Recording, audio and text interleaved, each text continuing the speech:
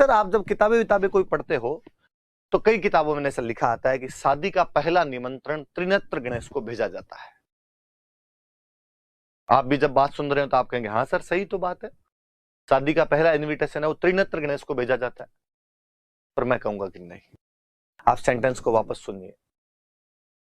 राजस्थान हिंदी ग्रंथ अकादमी तक की बुक में मैंने कहीं एक दिन पढ़ा था कि वो लिख रखा था कि शादी का पहला निमंत्रण त्रिनेत्र गणेश को भेजा जाता है। मुझे लगा कि यार इसके जो राइटर हैं वो रणथंभौर के आसपास के रहे होंगे और उनके वहां पर शादी का पहला निमंत्रण रणथंभौर के गणेश जी को भेजने की रिवायत रही होगी, इसलिए उन्होंने लिखा होगा कि शादी का पहला निमंत्रण त्रिनेत्र गणेश को भेजा जाता है। ये किताब मैं लिखता तो मैं लिखता कि शादी का पहला निमंत्रण गणेश को भेजा जाता है। वो गणेश जी हो सकते हैं हमारे बीकानेर वाले हो, किसी के नागौर में हो, किसी के जोधपुर में हो, किसी के डूंगरपुर बांसवाड़ा हो, किसी के भरतपुर धौलपुर हो।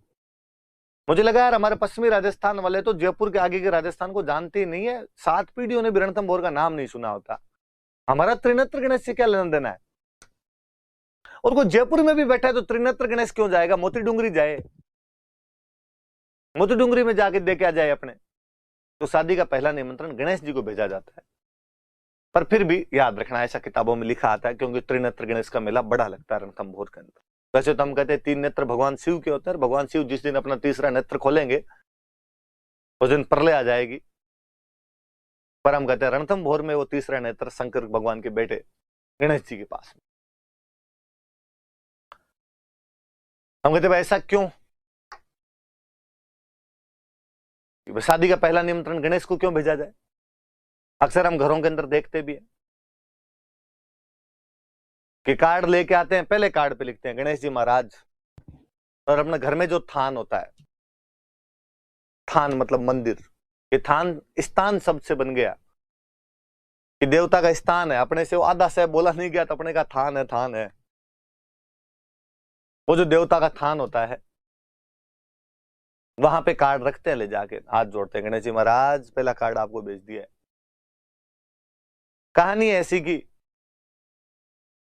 भगवान की बारात जा रही थी और सारे देवता तैयार हो रखे थे बारात में जाने के लिए।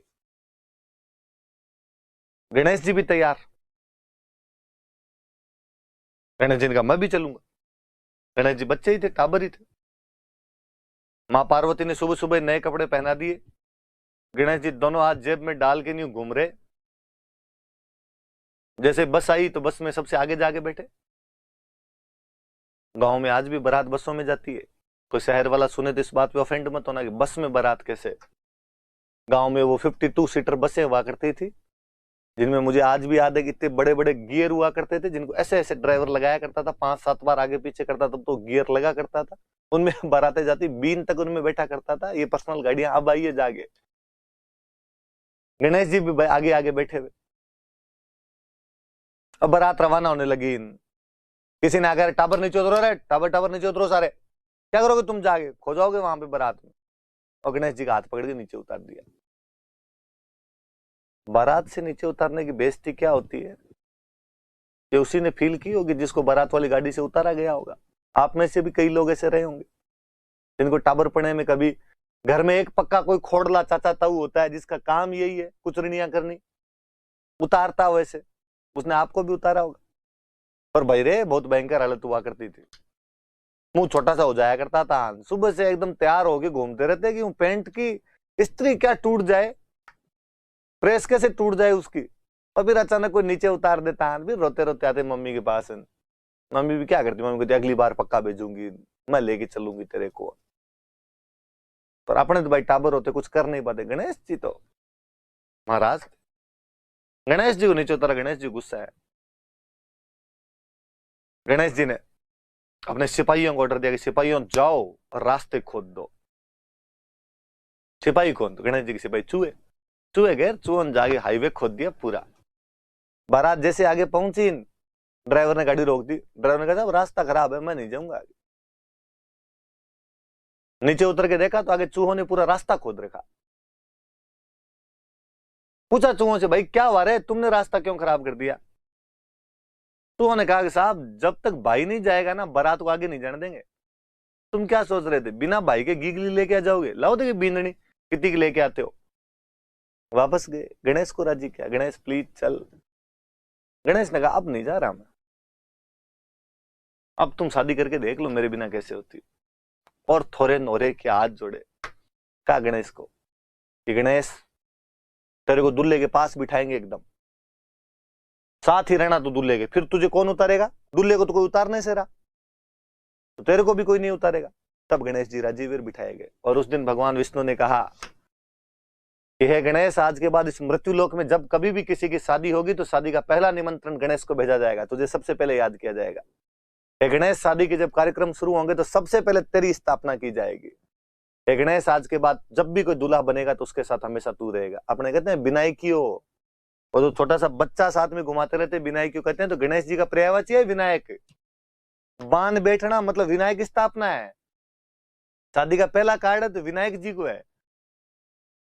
और गांव में अभी तक ध्यान रखते हैं कि बस में एक सीट खाली छोड़ते हैं, भाई यहाँ विनायक जी विराजेंगे।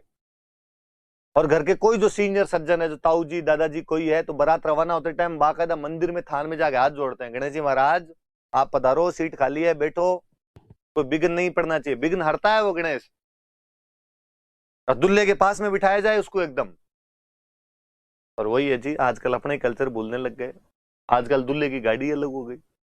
अब दूल्हे वाली गाड़ी में सीट कौन छोड़े, क्योंकि दूल्हे वाली गाड़ी में दूल्हे के दोस्त ही नहीं, कमी आने दे, वो इतने ज्यादा हो जाते। फिर मुझे कई बार लगता है कि आजकल गणेश जी ने खुद ही कह दिया कि मैं दूल्हे वाली गाड़ी में नहीं बैठूंगा यार, क्योंकि दूल्हे के दोस्त होते हैं सारे दारूड़िए। और गणेश जी ने कहा मैं इन दारूड़ियों के बीच में आज बैठूं कल बैठूं, जगह हो तो कहीं दूसरी जगह बिठा लो, मैं बस के पीछे लटक के आ जाऊंगा, इन दारूड़ियों के बीच में नहीं बैठूंगा मैं। तो आजकल भाई गणेश जी के थोड़ी दिन खराब चल रहे हैं इस मामले के अंदर। अगर याद रखना, बारात जाए तो गणेश जी महाराज की सीट छोड़ी जाए, बस विघ्न हरता देवता को साथ में लेके जाया जाए, तब शादी बिना किसी विघ्न के कंप्लीट होगी, बिना किसी विघ्न के पूर्ण होगी। तो गणेश जी का शादी का पहला निमंत्रण भेजा जाए। गणेश जी के दो बड़े मेले, त्रिनेत्र गणेश मेला और चुंगी तीर्थ मेला।